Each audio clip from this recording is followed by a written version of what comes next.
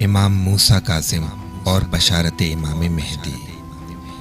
کتاب اکمال الدین میں شیخ صدوق رحمۃ اللہ علیہ نے اپنی اسناد سے محمد بن زیاد ازدی سے روایت کی ہے کہ میں نے اپنے مولا امام موسا بن جعفر سے خدا کے اس قول کے بارے میں پوچھا۔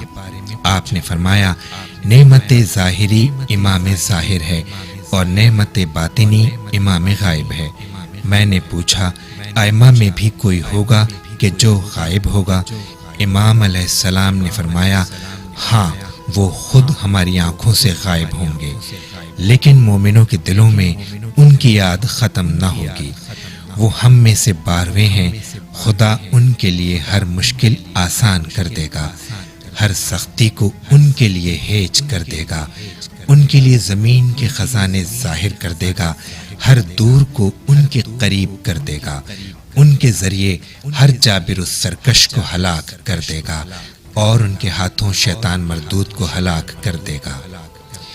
وہ تمام ماؤں کی سردار کے فرزند ہیں، ان کی ولادت لوگوں سے مخفی رکھی جائے گی اور ظہور تک لوگوں کے لیے ان کا نام لینا جائز نہ ہوگا، بس وہ زمین کو عدل و انصاف سے یوں پر کر دیں گے جیسے وہ ظلم و جور سے بھر چکی ہوگی۔